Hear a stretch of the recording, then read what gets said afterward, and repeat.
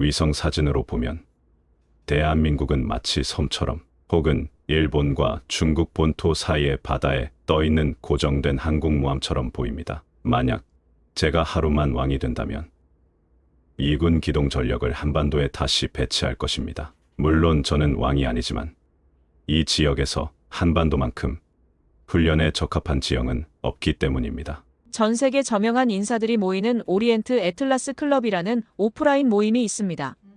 그런데 그곳에서 자신이 중국 국방부 관료라며 한국을 중국과 함께 압박하겠다는 중국인이 나타났는데요.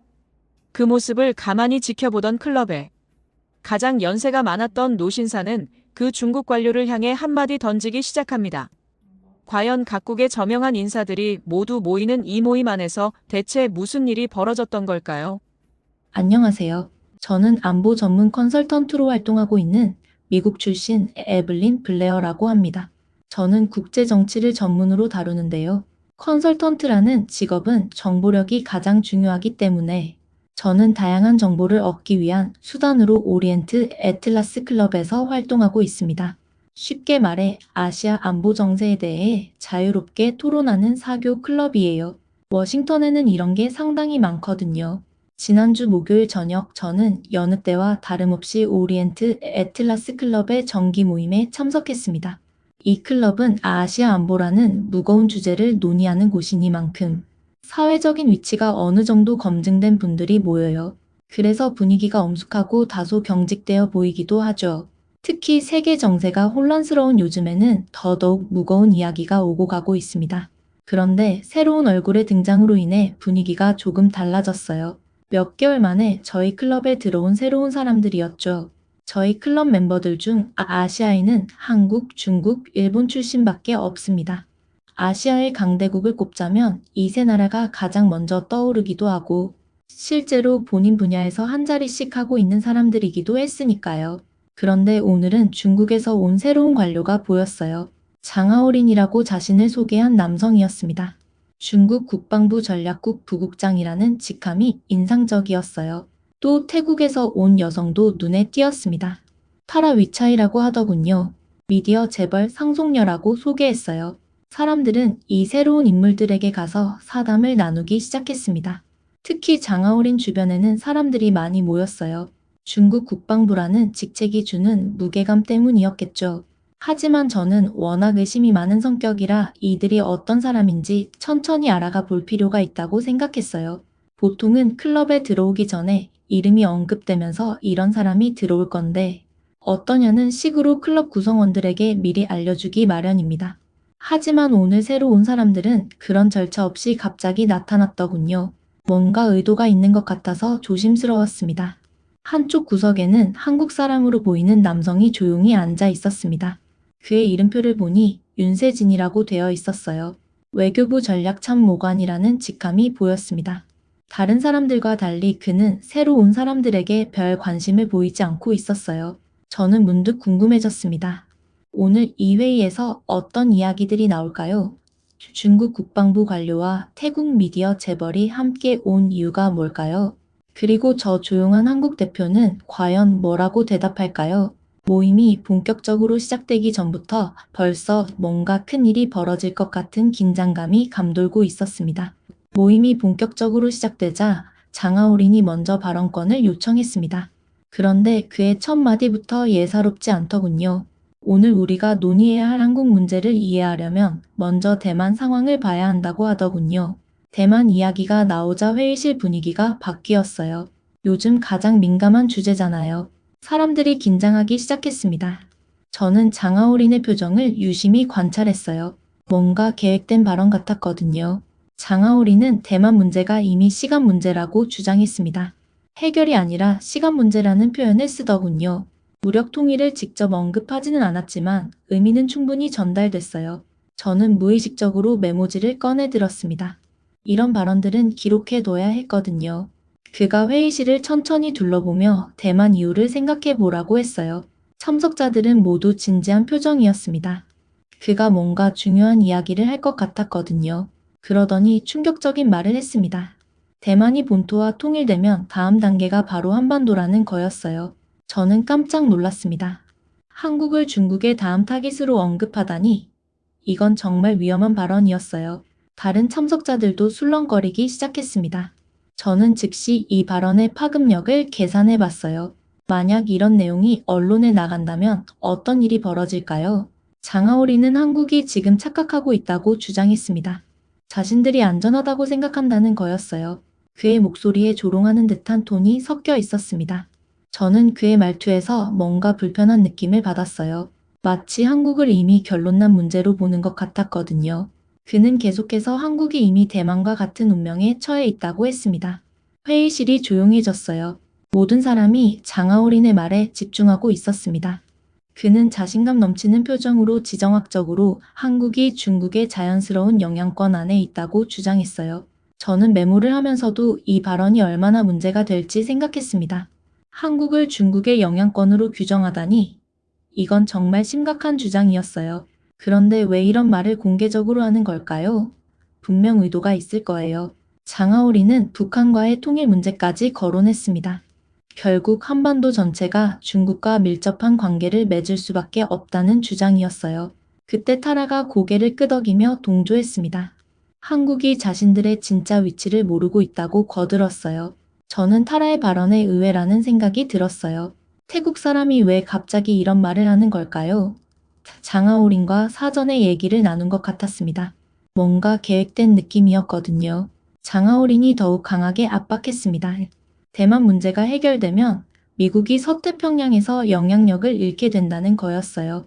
이건 정말 노골적인 위협이었어요.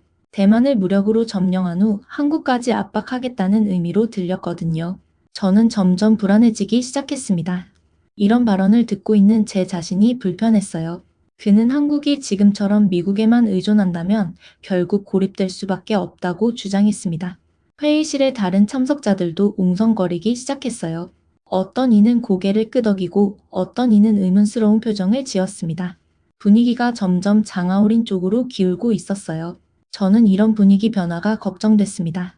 장하오린은 한국 정부가 이런 현실을 직시해야 한다고 압박했어요.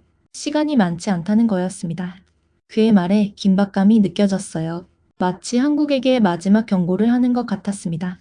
저는 한쪽 구석에 윤세진을 슬쩍 봤습니다. 그는 여전히 조용히 앉아 있었어요. 표정도 별로 변하지 않았습니다. 정말 이상했어요. 자기 나라가 이렇게 노골적으로 위협받고 있는데 왜 아무 반응이 없는 걸까요? 혹시 이런 상황에 익숙한 건 아닐까요? 아니면 나름의 대응책이 있는 건 아닐까요? 저는 윤세진의 침착한 모습이 오히려 궁금해지기 시작했어요. 마지막으로 장하오리는 한국이 선택해야 한다고 했습니다. 미국과 함께 침몰할 것인가? 아니면 현실을 받아들이고 새로운 질서에 적응할 것인가 하는 선택 말이에요. 이 말은 정말 충격적이었습니다. 한국을 완전히 중국의 영향권으로 끌어들이겠다는 의도가 너무 명확했어요. 타라가 박수를 치며 동조했습니다. 정말 현실적인 분석이라고 칭찬했어요. 저는 점점 이상해지는 분위기를 느꼈습니다. 중국 관료와 태국 재벌이 한국을 압박하고 있는데 정작 한국 대표는 아무 말도 하지 않고 있었거든요. 이게 정말 공정한 논의인지 의문이 들기 시작했어요. 뭔가 계획된 공격 같았습니다. 아니라고 하더군요. 미국의 고위 군사 관계자도 같은 생각이라는 거였어요. 저는 순간 등골이 서늘해졌어요. 미국 군사 관계자라니 도대체 누구를 말하는 걸까요? 장하오린의 표정에서 뭔가 큰 카드를 꺼내려는 의도가 역력히 보였습니다. 그의 눈빛이 자신만만했어요. 바로 브론슨 사령관이라고 하더군요. 저도 워싱턴에서 근무할 때 여러 번 들어본 이름이었죠. 현재 주한미군을 지휘하고 있는 실력자였어요. 하지만 그가 한국에 대해 부정적인 발언을 했다는 건 처음 듣는 이야기였습니다. 회의실 분위기가 순식간에 바뀌었어요. 사람들이 앞으로 몸을 기울이며 장하오린의 다음 말을 기다리고 있었습니다. 저는 펜을 꺼내들며 이런 중요한 발언은 기록해둬야겠다고 생각했어요. 장하오린이 의미심장한 표정을 지으며 천천히 브론슨 사령관의 최근 발언을 인용했습니다. 대만에서 전쟁이 일어나면 한국도 분명히 영향을 받을 것이라는 내용이었어요. 이 말을 듣는 순간 회의실이 술렁거리기 시작했어요. 미군 사령관의 발언이라니 분명 중요한 정보처럼 들렸죠. 하지만 저는 뭔가 이상하다는 직감이 들었습니다. 브론슨 사령관의 원래 발언 맥락과는 다른 것 같았거든요. 저는 메모지에 펜을 대고 있으면서도 의구심을 떨칠 수 없었어요. 정말 브론슨이 그런 말을 했을까요? 아니면 맥락이 왜곡된 건 아닐까요? 더 충격적인 건 다음 발언이었다고 하더군요. 한국은 마치 고정된 항공모함 같다는 표현이었어요. 항공모함이라는 단어가 나오자 참석자들 사이에서 웅성거리는 소리가 났습니다. 저는 이 표현이 정말 위협적인 의미인지 아니면 다른 뜻인지 판단하기 어려웠어요. 장하오린이 목소리를 높이며 해석을 덧붙였습니다. 항공모함이 전쟁 도구를 의미한다는 거였어요. 타라가 즉시 미국도 한국을 그냥 전쟁 도구로 보고 있다며 맞장구를 쳤어요. 저는 타라의 즉각적인 반응이 어색했습니다. 마치 미리 준비된 대사를 하는 것 같았거든요. 두 사람 사이에 뭔가 사전 합의가 있었던 건 아닐까요? 이런 완벽한 호응이 우연일 리는 없었어요. 장하오린이 더욱 자신감 있게 말을 이어갔어요. 브론슨 사령관이 만약 하루만왕이 된다면 미군 기동 전력을 한반도에 다시 배치하겠다고 했다는 거였습니다. 저는 펜을 들고 있던 손을 멈췄습니다. 이런 발언들이 정말 브론슨 사령관이 한 말일까요? 설령 실제 발언이라 하더라도 원래 맥락과는 완전히 다르게 해석되고 있는 것 같았어요. 제가 워싱턴에서 일할 때 배운 건데 군사 관계자들의 발언은 항상 맥락을 고려해야 해요. 단편적인 인용만으로는 진위를 파악하기 어렵거든요. 장하오린이 이를 한국을 완전한 전진 기지로 만들겠다는 의미라고 해석했어요. 그의 목소리에 확신이 가득했습니다. 회의실의 분위기가 점점 그쪽으로 기울고 있었어요.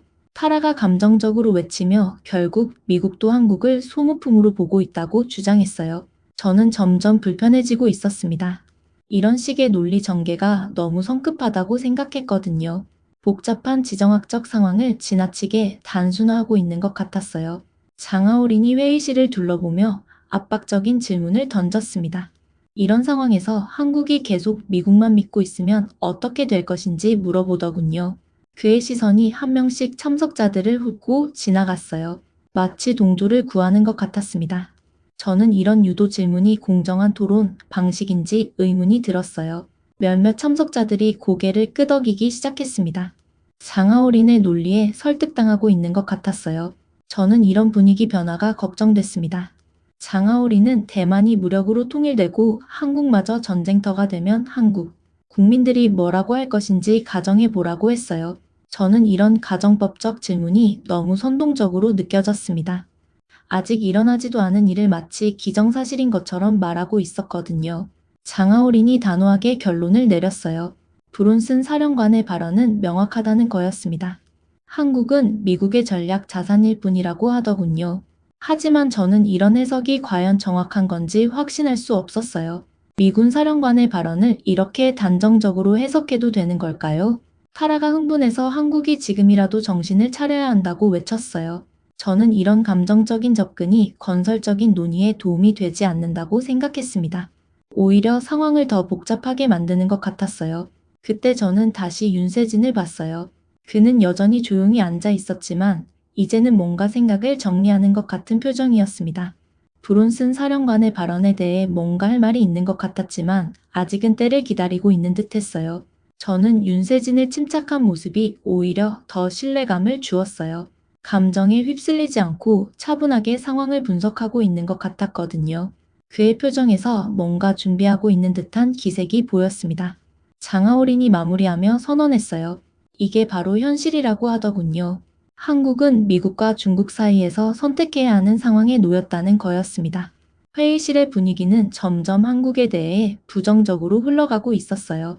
저는 이 상황이 과연 공정한 논의인지 아니면 계획된 공격인지 구분하기 어려워졌습니다. 한 가지는 확실했어요. 진실은 이들이 말하는 것보다 훨씬 복잡하고 다면적일 거라는 점이었죠. 저는 윤세진이 언제 입을 열지 궁금해하며 그의 표정을 계속 지켜봤습니다. 과연 그가 이런 일방적인 공격에 어떻게 대응할지 기대가 되기 시작했어요. 타라가 갑자기 일어서더니 열정적으로 말하기 시작했어요. 사실 한국 문제는 군사적인 것만이 아니라고 하더군요. 더 근본적인 문제가 있다는 거였습니다. 모든 시선이 타라에게 집중됐어요. 저는 그녀가 뭘 말하려는지 궁금했습니다. 그녀의 표정에서 뭔가 개인적인 감정이 섞여 있는 게 보였거든요. 타라가 목소리를 높이며 주장하기 시작했어요. 한국이 아시아 국가들을 무시하고 있다는 거였습니다. 특히 동남아시아 국가들을 말이죠. 그녀의 목소리에 분노가 섞여 있었어요. 한 참석자가 구체적인 사례를 물어봤습니다. 타라가 즉시 대답했어요. 태국 사람들이 한국에 가려면 비자를 받아야 하는데 서구 선진국 사람들은 무비자로 들어간다는 거였습니다. 저는 이게 좀 과한 해석이라는 생각이 들었어요. 비자 정책은 보통 상호주의나 안보상 이유로 결정되는 건데 타라는 이를 인종차별이라고 단정하고 있었거든요. 타라의 주장이 계속됐어요. 더 심한 건 비자를 받고 한국에 갔는데도 입국을 거부당한 태국 사람들이 많다는 거였습니다. 한국 공항에서 태국 사람들을 어떻게 대하는지 정말 모욕적이라고 하더군요. 장하오린이 고개를 끄덕이며 거들었습니다. 한국은 서구 백인들에게는 친절하지만 아시아 국가들에게는 오만하다고 동조했어요. 저는 이런 일반화가 과연 공정한 건지 의문이 들었습니다. 그때 타라가 충격적인 말을 했어요. 지금 태국에서는 밴 코리아 운동이 일어나고 있다는 거였습니다. 저는 이 단어를 처음 들었어요. 밴 코리아가 뭔지 궁금했습니다. 어떤 참석자가 밴 코리아가 무엇인지 물어봤어요. 타라가 설명했습니다. 한국과 관련된 모든 것을 거부하는 운동이라고 하더군요. 한국 여행, 한국 음식, 한국 드라마, 한국 제품 등 모든 걸 보이콧하는 거였어요. 타라의 설명을 듣고 저는 놀랐습니다. 그런 운동이 실제로 일어나고 있다는 게 믿기지 않았어요. 정말 그런 일이 가능한 걸까요? 한류가 전 세계적으로 인기인데 말이에요. 한 참석자가 정말 효과가 있는지 물어봤어요. 타라가 자랑스럽게 대답했습니다. 한국을 방문하는 태국 관광객 수가 21% 감소했다는 거였어요. 한국 경제에 큰 타격을 주고 있다고 주장했습니다.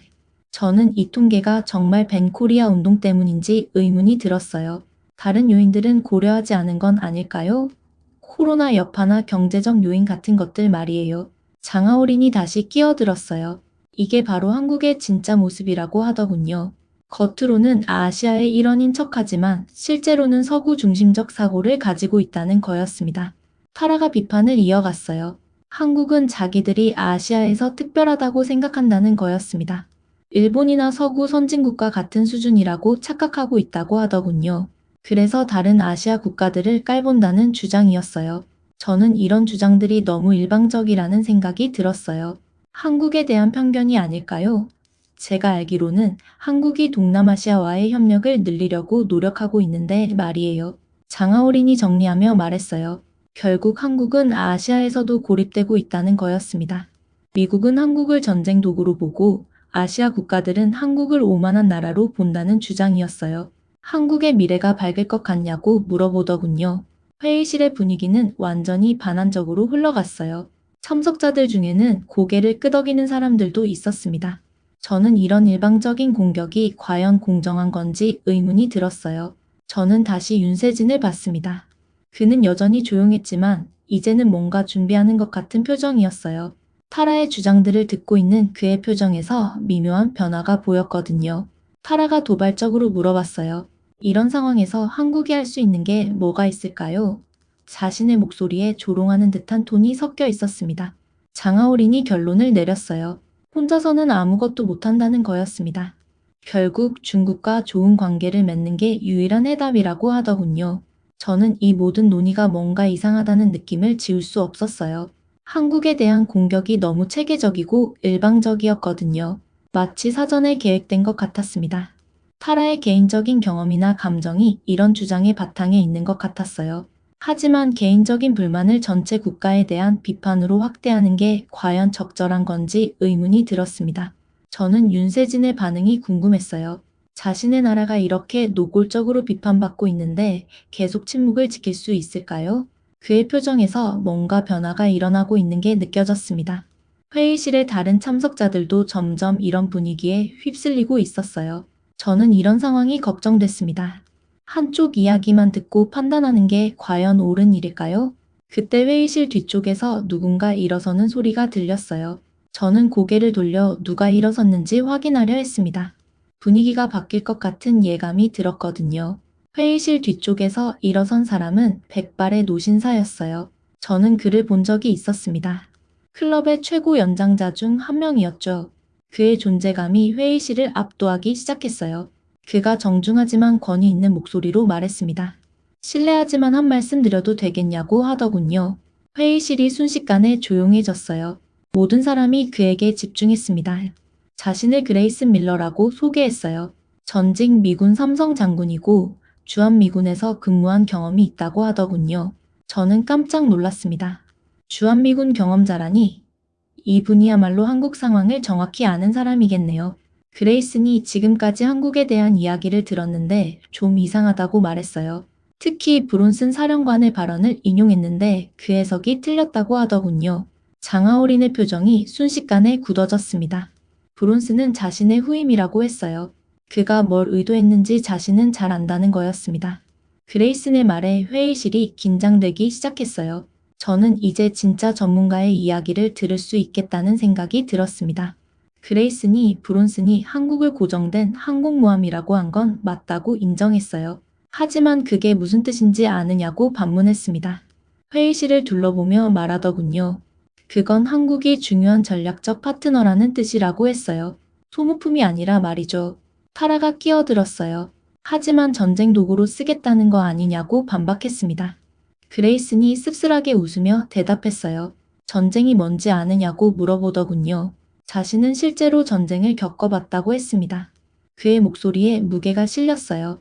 저는 이 사람이 말하는 건 정말 다르다는 걸 느꼈습니다. 실제 경험에서 나오는 권위가 있었거든요.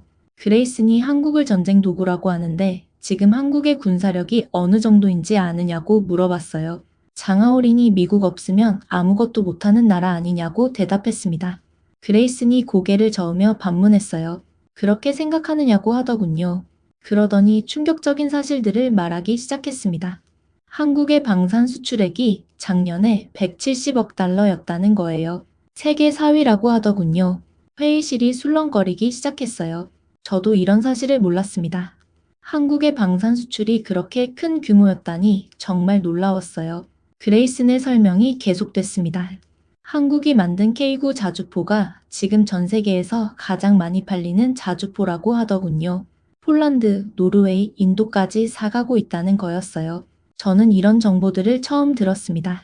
한국의 군사 기술이 이렇게 발전했다니 제가 한국에 대해 얼마나 모르고 있었는지 깨달았어요. KF-21 전투기는 인도네시아와 공동 개발하고 있다고 했어요. 한국의 드론 기술은 우크라이나 전쟁에서도 주목받고 있다고 하더군요. 저는 점점 놀라게 됐습니다. 그레이슨이 브론슨이 말한 기동전력 재배치의 진짜 의미를 아느냐고 물어봤어요. 장하오린을 똑바로 바라보며 말했습니다. 그건 한국군과 미군이 더 효율적으로 협력하자는 뜻이라고 하더군요. 한국을 보호하자는 게 아니라 함께 협력하자는 거라고 했어요. 장하오린이 반박했습니다. 하지만 결국 미국의 지시를 받는 거 아니냐고 했어요. 그레이슨이 웃으며 대답했습니다. 한국이 미국 지시를 받는다고 하는데 그럼 사드 배치 때는 왜 그렇게 오래 걸렸을까요? 이건 정말 좋은 지적이었어요. 사드 배치는 한국 정부가 신중하게 결정한 사안이었거든요. 저도 그때 상황을 기억하고 있었습니다. 그레이슨이 한국은 자신들의 국익을 정확히 계산해서 움직인다고 했어요. 미국의 꼭두각시가 아니라는 거였습니다. 그의 말에 설득력이 있었어요. 그레이슨이 타라를 바라보며 벤 코리아 운동에 대해 말했어요. 태국 관광객이 21% 줄었다고 했는데 같은 기간 한국을 방문한 전체 관광객은 얼마나 늘었는지 아느냐고 물어봤습니다. 타라가 당황하는 표정을 지었어요. 저는 그레이슨이 구체적인 데이터로 반박하는 게 인상적이었습니다. 작년 한 해 한국을 방문한 외국인은 1,100만 명이라고 했어요. 코로나 이전 수준을 완전히 회복했다는 거였습니다. 그레이슨의 팩트 폭격이 시작됐어요. 일본에서 온 관광객만 300만 명이 넘고 중국에서도 200만 명 이상 왔다고 하더군요. 타라가 말을 더듬기 시작했습니다. 그레이슨이 계속 압박했어요. 한국 경제에 타격을 준다고 했는데 한국의 GDP 성장률이 작년에 몇 %인지 아느냐고 물어봤습니다. 한국이 동남아시아를 무시한다고 했는데 한-아세안 특별정상회의는 누가 주최했을까요? 회의실의 분위기가 완전히 바뀌기 시작했어요. 그레이슨이 한국은 베트남, 인도네시아, 필리핀과 전략적 파트너십을 맺고 있다고 했어요. 경제 협력도 계속 확대하고 있다고 하더군요. 그의 말에 논리가 있었습니다. 비자 문제를 말했는데 그건 상호주의 원칙 때문이라고 했어요. 한국 사람들도 태국 갈 때 비자 받아야 한다는 거였습니다. 타라의 주장이 하나씩 반박당하고 있었어요. 그레이슨이 장하오린을 똑바로 바라봤습니다. 중국이 대만을 해결하면 한국이 다음이라고 했다면서요. 장하오린이 긴장한 표정을 지었어요. 한국이 그렇게 만만한 상대라고 생각하느냐고 물어봤습니다. 그레이슨의 목소리에 날카로움이 들어 있었어요. 한국의 미사일 방어 체계, 잠수함 전력, 공군력을 정확히 알고 하는 말이냐고 했습니다. 회의실이 조용해졌어요. 모든 사람이 그레이슨의 말에 집중하고 있었습니다. 저도 숨을 죽이고 들었어요. 그레이슨의 마지막 말이 회의실에 울려 퍼졌습니다. 전쟁을 말하려면 상대를 정확히 알아야 한다고 하더군요. 한국을 과소평가하는 건 큰 실수라고 했어요. 저는 그레이슨의 발언을 들으며 완전히 새로운 시각을 얻게 됐습니다. 한국이 제가 생각했던 것보다 훨씬 강한 나라였던 거예요. 이제 윤세진이 뭘 말할지 더욱 궁금해졌습니다. 그레이슨의 발언이 끝나자 회의실 분위기가 완전히 달라졌어요. 그때 지금까지 조용했던 윤세진이 천천히 일어섰습니다. 저는 드디어 한국 대표가 입을 연다는 생각에 가슴이 두근거렸어요. 윤세진이 밀러 장군님께 감사하다고 말했습니다. 그의 목소리는 차분했지만 확신에 차 있었어요. 자신도 몇 말씀 드리고 싶다고 하더군요. 모든 시선이 윤세진에게 집중됐어요. 드디어 한국 대표가 입을 연 거였습니다. 저는 그가 어떤 이야기를 할지 무척 궁금했어요. 윤세진이 먼저 장하오린 부국장님께 말씀드리고 싶은 게 있다고 했습니다. 한국이 중국의 자연스러운 영향권에 있다고 했는데 흥미로운 관점이라고 하더군요. 그런데 영향권이라는 게 뭘까요? 일방적인 지배를 의미하는 건가요? 윤세진의 말투는 정중했지만 단호했어요. 장하오린이 역사적으로 한반도는 항상 중국과 밀접한 관계를 맺어왔지 않느냐고 대답했습니다. 윤세진이 고개를 끄덕이며 맞다고 인정했어요. 밀접한 관계를 맺어왔다고 했습니다. 하지만 그게 종속을 의미하지는 않는다고 하더군요. 오히려 한국은 독립적인 선택을 해왔다는 거였어요. 윤세진이 회의실을 둘러보며 말했습니다. 예를 들어 한국은 중국과 경제적으로 협력하면서도 안보적으로는 미국과 동맹을 맺고 있다고 했어요. 이게 바로 전략적 자율성이라고 하더군요. 저는 윤세진의 논리에 감탄했습니다. 복잡한 상황을 명확하게 정리하고 있었어요. 한국의 입장을 이렇게 체계적으로 설명하는 모습이 인상적이었습니다. 윤세진이 타라 여사님께도 말씀드리고 싶다고 했어요. 한국이 동남아시아를 무시한다고 했는데 사실은 정반대라고 하더군요. 타라가 그럼 왜 태국 사람들을 차별 대우하느냐고 반박했습니다. 윤세진이 차분하게 설명했어요. 차별 대우가 아니라 정당한 절차라고 하더군요. 한국에는 연간 30만 명 이상의 태국 분들이 방문한다고 했어요. 그중 대부분은 관광이나 비즈니스 목적이라고 하더군요. 타라가 하지만 비자를 받아야 하지 않느냐고 반박했습니다. 윤세진이 맞다고 인정했어요. 하지만 그건 상호주의 때문이라고 했습니다. 태국도 한국인에게 비자를 요구한다는 거였어요. 윤세진의 설명이 논리적이었어요. 저는 이런 팩트 기반의 대응이 훨씬 설득력이 있다고 생각했습니다. 입국 거부 사례를 말했는데 그건 불법 체류나 범죄 이력 때문이라고 했어요. 국적과는 상관없다고 하더군요. 타라가 할 말을 잃은 것 같았습니다. 윤세진이 오히려 한국은 동남아시아와의 협력을 확대하고 있다고 했어요. 신남방 정책이라고 들어보셨느냐고 물어봤습니다. 구체적인 사례를 들기 시작했어요. 한국은 베트남에 500억 달러 이상 투자했다고 하더군요. 인도네시아와는 KF-21 전투기를 공동 개발하고 있다고 했습니다. 필리핀과는 인프라 개발 협력을 하고 있고 태국과도 스마트시티 사업을 함께 추진하고 있다고 했어요. 저는 이런 정보들을 처음 들었습니다. 한국이 동남아시아와 이렇게 활발하게 협력하고 있다니. 윤세진이 벤 코리아 운동을 말했는데 그게 정말 태국 국민의 뜻일까요? 라고 날카롭게 질문했어요. 작년에 한국을 방문한 태국 관광객 만족도가 90% 이상이었다고 했습니다.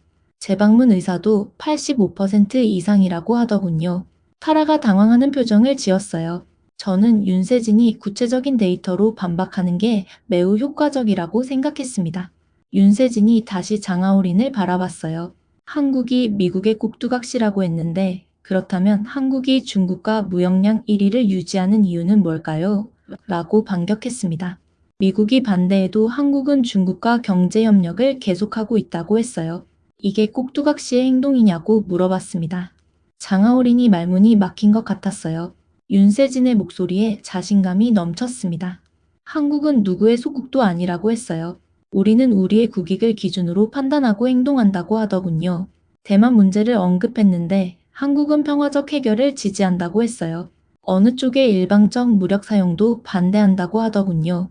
이 말을 듣고 저는 한국의 입장이 매우 균형 잡혀 있다는 생각이 들었습니다. 윤세진이 한국은 강대국들 사이에서 줄타기를 하는 약소국이 아니라고 했어요. 우리는 당당한 중견국으로서 우리의 목소리를 내고 있다고 하더군요. 윤세진의 마지막 말이 회의실에 울려 퍼졌습니다. 회의실의 분위기가 완전히 바뀌었어요. 저는 지금까지 들은 내용들을 정리하려고 애썼습니다. 한국에 대한 일방적인 공격이 계속됐는데 윤세진의 차분하고 논리적인 반박이 상황을 완전히 뒤바꿨어요. 저는 한국이 생각보다 훨씬 전략적이고 독립적인 나라라는 걸 깨달았습니다. 윤세진의 발언을 들으며 저는 완전히 새로운 한국을 발견했다는 기분이었어요. 제가 가지고 있던 편견이 얼마나 잘못됐는지 느꼈습니다. 한국은 제가 생각했던 것보다 훨씬 강하고 독립적이고 전략적인 나라였어요.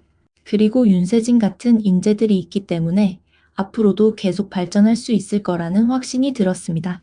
저는 이제 다른 참석자들이 어떤 반응을 보일지 궁금해졌어요. 과연 이들도 한국에 대한 생각이 바뀔까요? 윤세진의 발언이 끝나자 회의실이 조용해졌어요. 저는 지금까지 들은 내용들을 정리하려고 애썼습니다. 한국에 대한 제 생각이 완전히 뒤바뀌고 있었거든요. 한쪽 구석에 앉아있던 스페인 저널리스트 마르코 벨라스코가 손을 들었어요. 질문이 있다고 하더군요. 마르코의 목소리는 호기심으로 가득 차 있었습니다. 지금까지 들어보니 한국에 대한 평가가 극과 극이라고 하더군요. 정확한 현실은 뭔지 궁금하다고 했어요. 좋은 질문이었습니다. 저도 같은 궁금증을 가지고 있었거든요. 그레이슨이 먼저 대답했어요. 자신이 처음 한국에 갔을 때는 1990년대였다고 하더군요.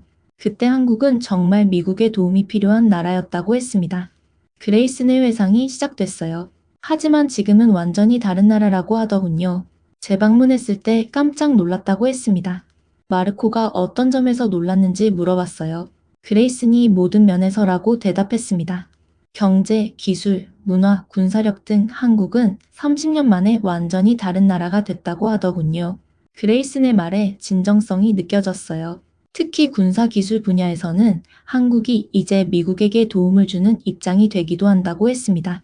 이 말을 듣고 저는 정말 놀랐어요. 한국이 미국에게 도움을 준다니 제가 가지고 있던 한국에 대한 이미지와는 완전히 달랐습니다. 윤세진이 보충 설명했어요. 한국의 K9 자주포 기술은 미군도 관심을 보이고 있다고 하더군요. 한국의 조선 기술로 미군 함정을 건조하기도 한다고 했습니다. 반도체, 배터리, 조선업에서는 한국이 세계 최고 수준이라고 하더군요. 저는 이런 사실들을 몰랐다는 게 부끄러웠어요. 한국을 너무 과소평가했던 거였습니다. 마르코가 계속 질문했어요. 그럼 한국의 진짜 국제적 위상은 어느 정도인지 궁금하다고 했습니다. 윤세진이 차근차근 설명했어요. GDP 세계 10위, 무역량 8위, 군사력 5위 안쪽이라고 하더군요. 하지만 숫자보다 중요한 건 영향력이라고 했습니다. 한류, K-팝, 한국 영화 등 소프트 파워까지 고려하면 한국의 위상은 더 높아진다고 하더군요. 맞는 말이었어요. 전 세계 젊은이들이 한국 문화에 열광하고 있잖아요. 저도 한국 드라마를 몇 편 봤는데 정말 재미있었거든요. 그때 장하오린이 마지막 반박을 시도했어요. 하지만 결국 한국은 미국에 의존하고 있지 않느냐고 했습니다. 주한미군이 없으면 어떻게 될까요? 라고 물어봤어요. 윤세진이 차분하게 대답했어요. 주한미군은 한국만을 위한 게 아니라고 하더군요. 동북아 전체의 안정을 위한 거라고 했습니다. 한국군의 전력만으로도 충분히 자국을 방어할 수 있다고 했어요. 한미동맹은 상호 이익을 위한 전략적 선택이라고 하더군요. 그레이슨이 거들었어요. 실제로 미군도 한국의 도움을 받고 있다고 했습니다. 정보 공유, 기술 협력, 훈련 지원 등 이건 일방적 관계가 아니라 상호 협력이라고 하더군요. 저는 점점 한국에 대한 시각이 바뀌고 있음을 느꼈어요. 한국이 제가 생각했던 것보다 훨씬 독립적이고 강한 나라였던 거였습니다. 타라가 마지막으로 말했어요. 그래도 한국이 동남아시아에 오만하다는 인식은 있다고 했습니다. 윤세진이 고개를 끄덕였어요. 그런 인식이 있다면 우리가 더 노력해야 한다고 했습니다. 상호 이해와 소통을 위해서 말이에요. 하지만 오해는 사실과 다르다는 걸 알아주셨으면 한다고 했어요. 한국은 아시아의 한 구성원으로서 함께 발전하고 싶어 한다고 하더군요. 저는 윤세진의 겸손하면서도 당당한 태도에 감동받았어요. 이런 자세가 진정한 외교관의 모습이라는 생각이 들었습니다. 마르코가 정리했어요. 결국 한국은 우리가 생각했던 것보다 훨씬 복합적이고 역동적인 나라라고 하더군요. 그레이슨이 동의했어요. 단순하게 분류할 수 없는 나라라고 했습니다. 저는 오늘 회의를 통해 완전히 새로운 한국을 발견했다는 생각이 들었어요. 제가 가지고 있던 편견이 얼마나 잘못됐는지 깨달았습니다. 한국은 제가 생각했던 것보다 훨씬 강하고 독립적이고 전략적인 나라였어요. 그리고 무엇보다 균형 잡힌 시각을 가진 나라였습니다. 회의가 끝나고 사람들이 하나둘 자리를 떠나기 시작했어요. 저는 아직 자리에서 일어나지 못했습니다. 오늘 들은 이야기들이 너무 충격적이었거든요. 장하오린과 타라는 서둘러 회의실을 나갔어요. 둘 다 불편한 표정이었습니다. 자신들의 주장이 완전히 반박당했으니까요. 저는 윤세진에게 다가갔어요. 한국 대표와 직접 이야기해보고 싶었습니다. 안녕하세요. 오늘 말씀 잘 들었다고 인사했어요. 윤세진이 정중하게 인사했습니다. 에블린 블레어 씨죠? 국무부에서 근무하셨던 분이라고 들었다고 하더군요. 그가 저를 알고 있다는 게 놀라웠어요. 저는 궁금했던 걸 물어봤습니다. 오늘 처음에는 왜 말씀을 안 하셨냐고 했어요. 그렇게 공격당하고 있었는데 말이에요. 윤세진이 미소를 지었어요. 급하게 반박할 필요는 없다고 생각했다고 하더군요. 사실은 결국 드러나게 되어 있다고 했습니다. 감정적으로 대응하면 오히려 역효과가 날 수 있다고 했어요. 차분하게 논리로 설명하는 게 더 효과적이라고 하더군요. 저는 그의 여유로운 태도에 감탄했어요. 이게 바로 성숙한 외교관의 모습이구나 싶었습니다. 그레이슨 장군도 우리에게 다가왔어요. 젊은 친구, 오늘 훌륭했다고 하며 윤세진의 어깨를 두드렸습니다. 한국이 이런 인재들을 가지고 있으니까 발전할 수밖에 없겠다고 하더군요. 윤세진이 겸손하게 대답했어요. 장군님이 먼저 길을 열어주셔서 제가 할 말을 할 수 있었다고 했습니다. 감사드린다고 하더군요. 저는 이 두 사람의 모습을 보면서 뭔가 깊은 감동을 느꼈어요. 세대와 국적을 넘어선 상호 존중이 있었습니다.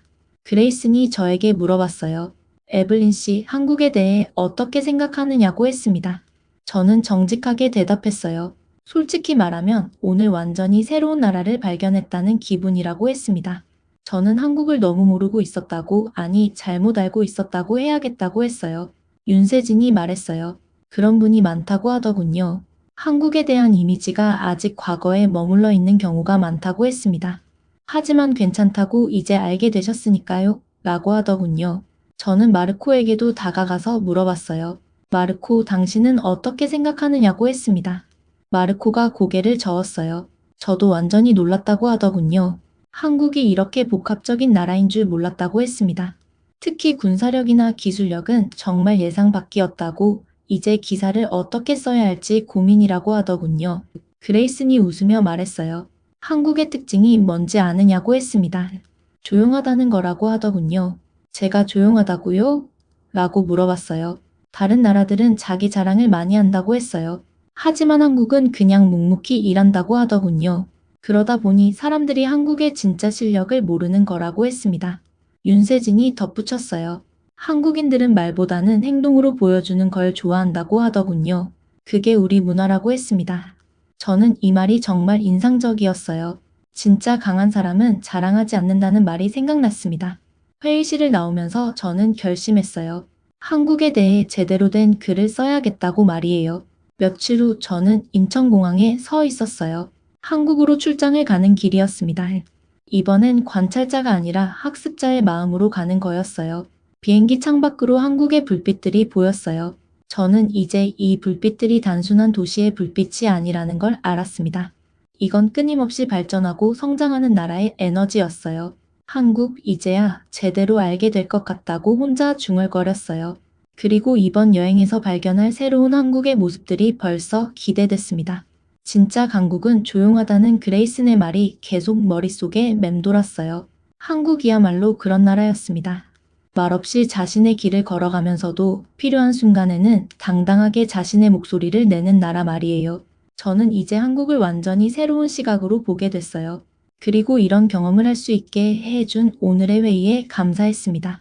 한국에 대한 편견을 버리고 진실을 발견한 하루였어요. 앞으로는 더 이상 피상적인 판단을 하지 않을 거라고 다짐했습니다. 여러분, 오늘 사연 어떻게 들으셨나요? 스페인 출신 저널리스트 장하이린 씨가 글로벌 인사이트 클럽에서 직접 겪은 이 사건 단순한 국제 정치 이야기가 아니었습니다. 한국을 얕잡아 보던 태국 청년과 그를 조용히 제압한 한 미국 노신사의 한마디, 그리고 그걸 조용히 지켜보며 마음이 바뀌어간 한 기자의 시선. 결국 장하이린 씨는 이렇게 말하더군요. 이런 나라라면 한번 살아보고 싶다고요. 이보다 더한 찬사가 있을까요?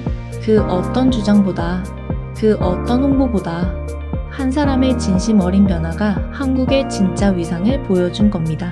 여러분, 오늘 사연을 통해 저도 다시 한번 느낍니다. 우리가 가진 이 나라의 가치, 그 품격은 소리 없이도 누군가의 마음을 움직인다는 것. 혹시 여러분은 오늘 이야기 들으시면서 어떤 장면이 가장 인상 깊으셨나요? 아, 저거 완전 속 시원했다 싶은 장면, 아니면 조금 더 이런 시선도 필요하지 않을까 싶은 부분도 좋습니다. 댓글로 남겨주시면 제가 다음 이야기 준비할 때 꼭 참고할게요. 여러분의 반응이 저에겐 가장 큰 피드백이니까요. 10만 되기 위해 한 명 구독자가 벌써 함께 해주고 계십니다. 오늘 사연으로 감동 충만해지셨다면 제 다음 구독자가 되어주세요.